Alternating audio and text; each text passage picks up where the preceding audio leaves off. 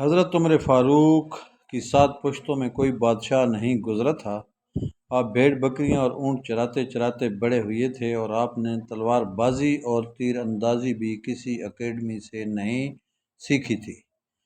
سکندر اعظم نے organized army کے ساتھ 10 برسوں میں 17 لاکھ مربع میل کا علاقہ فتح کیا، جبکہ حضرت عمر فاروق رضی اللہ عنہ نے 10 برسوں میں آرگنائزڈ آرمی کے بغیر 22 لاکھ مربع میل کا علاقہ فتح کیا۔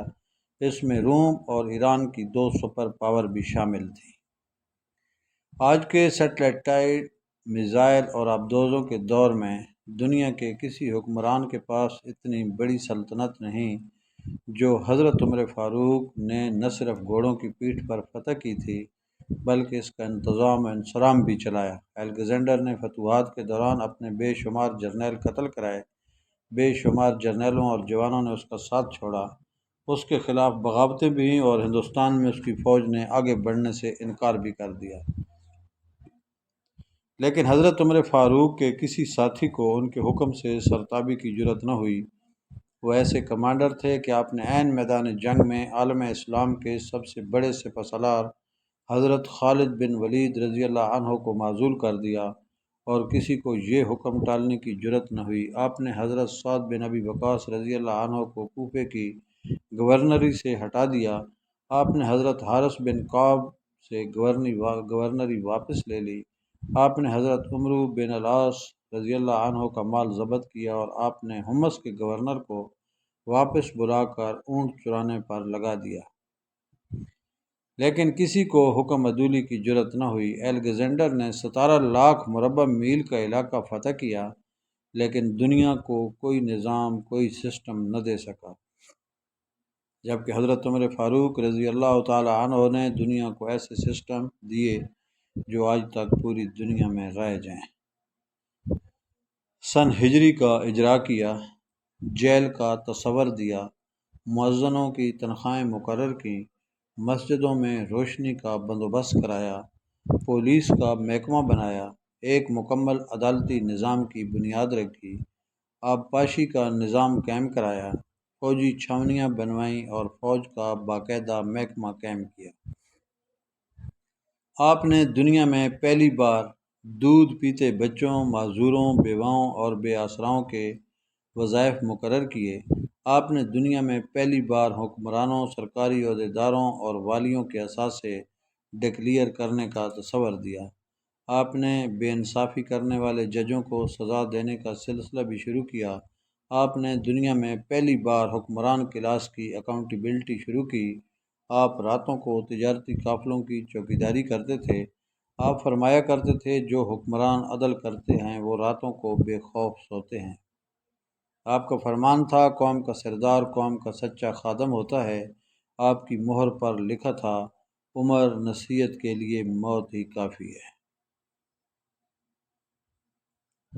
آپ کے دسترخوانوں پر کبھی 2 سالن نہیں رکھے گئے۔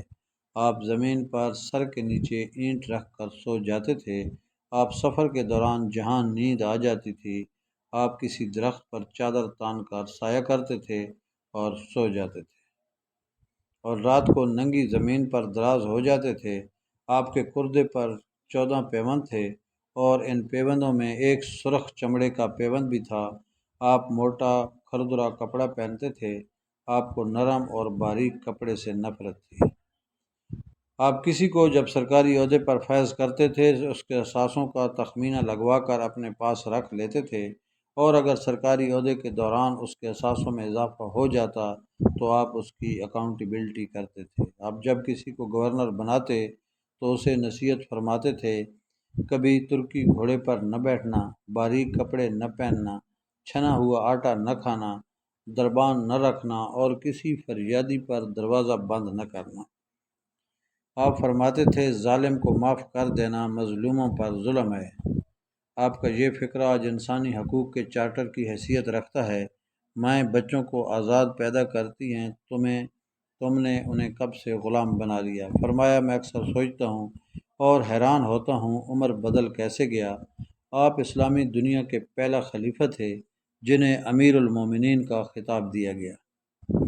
دنیا کے تمام مذاہب کی کوئی نہ کوئی خصوصیت ہے، اسلام کی سب سے بڑی خصوصیت عدل ہے، اور حضرت عمر فاروق رضی اللہ عنہ وہ شخصیت ہیں جو اس خصوصیت پر پورے اترتے ہیں۔ آپ کے عدل کی وجہ سے عدل دنیا میں عدل فاروقی ہو گیا۔ آپ شہادت کے وقت مقروض تھے، چنانچہ آپ کی وصیت کے مطابق آپ کا واحد مکان بیچ کر آپ کا قرض ادا کر دیا گیا، اور آپ دنیا کے واحد حکمران تھے جو فرمایا کرتے تھے، میرے دور میں اگر فرات کے کنارے کوئی کتا بھی بھوک سے مر گیا تو اس کی سزا عمر یعنی حضرت عمر فاروق رضی اللہ عنہ کو بھگتنا ہوگی۔ میں دنیا بھر کے مورخین کو دعوت دیتا ہوں، وہ الیگزینڈر کو حضرت عمر فاروق رضی اللہ عنہ کے سامنے رکھ کر دیکھیں۔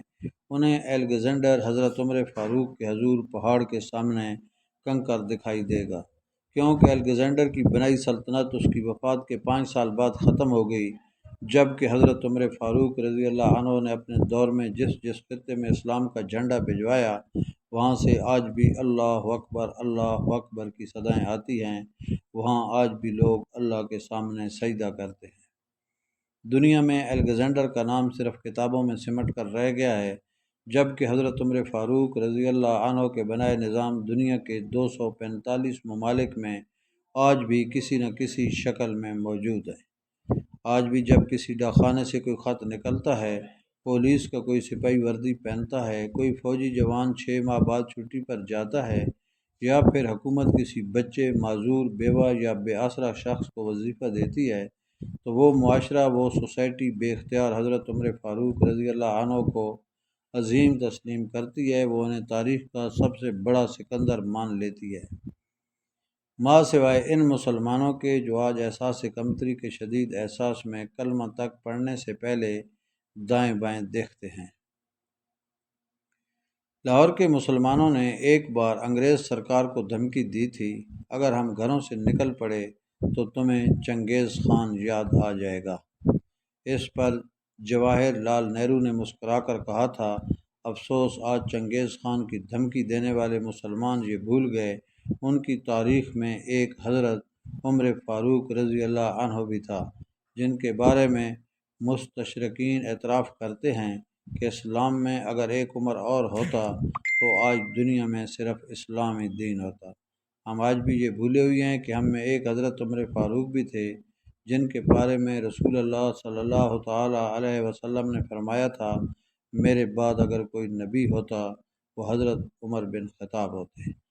صلی اللہ علیہ حبیبنا سیدنا محمد وآلہ وصحبہ وبارک وسلم کثیرا کثیرا۔ حمدان ملک۔